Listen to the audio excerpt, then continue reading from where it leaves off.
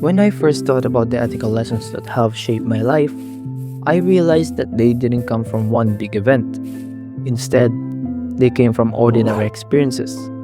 Things that seemed small at the time but slowly changed the way I think, make decisions, and see myself. Looking back, I found that these experiences taught me lessons about acceptance, humility, responsibility, and becoming a better person overall. The first lesson I learned is that growth requires acceptance and change. When I was younger, I loved playing video games, especially Minecraft. It wasn't just a game to me, but was a place where I spent countless hours creating worlds and making memories.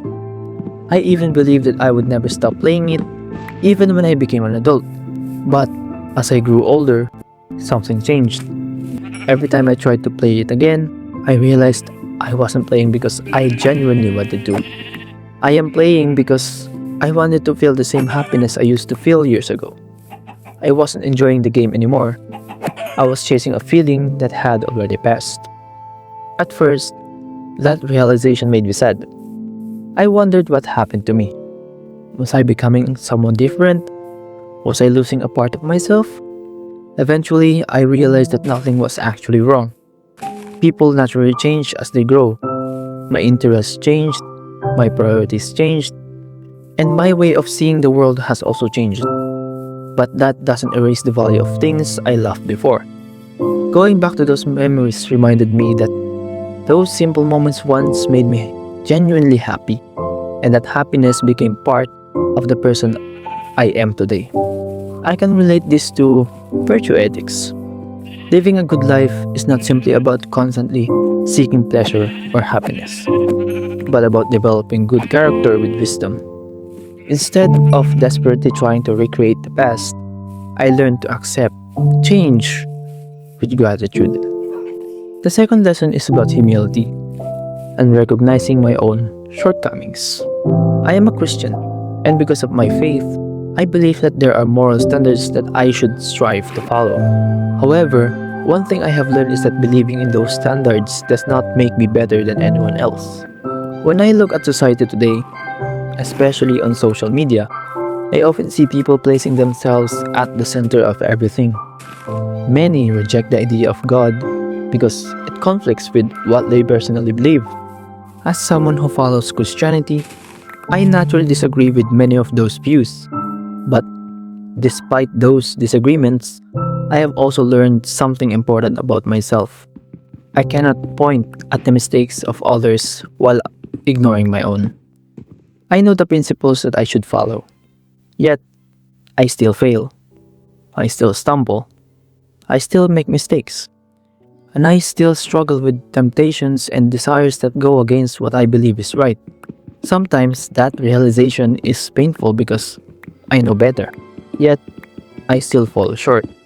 According to the divine command theory, my moral principles do not come from my personal opinions or emotions, but from what I believe God has commanded. Although I often fail to live perfectly according to those principles, they continue to serve as the standard that guides my life. Whenever I make mistakes, I try to reflect, repent, and continue striving to follow God's will instead of simply following my own desires. Moral actions should be guided by duty rather than convenience or personal feelings. That is what the Kantian theory states. I know what I believe is right, and even when it is difficult, I still believe I have a responsibility to pursue it. My failures do not remove that responsibility, and instead, they remind me to remain humble, to take accountability for my actions, and to continue moving forward trying to become a better person each day. The third lesson I learned is that pain should never become an excuse to lose my character. Yeah.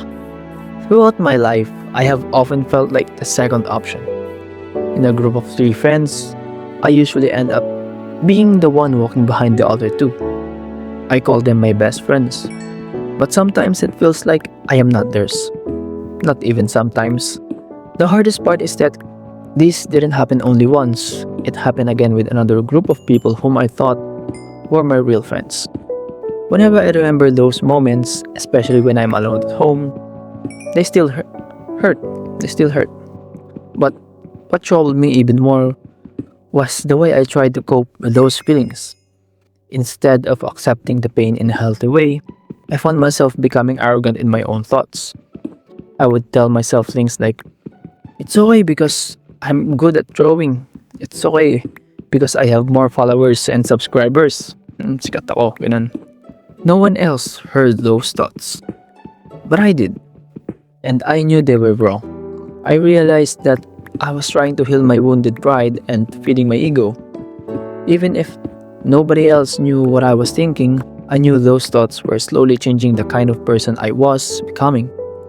Every day I tried to become a good person, but every night I often find myself battling with the feelings inside of my own heart.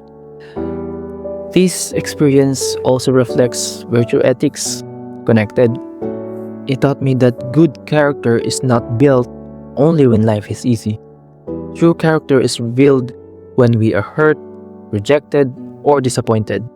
I learned that humility, self-control, and perseverance are far more valuable than pride or superiority. Instead of allowing rejection to make me bitter, I continue trying to choose kindness and humility, even when my emotions encourage me to do the opposite.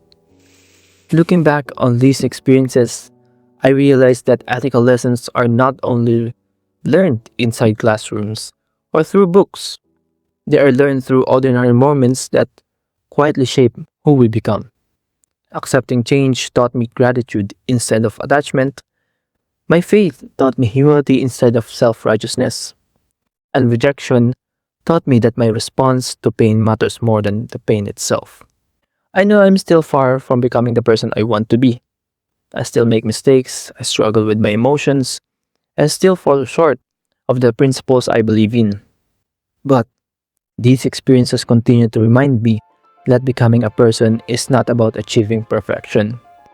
It is also about choosing every single day to become a little better than the person I was yesterday.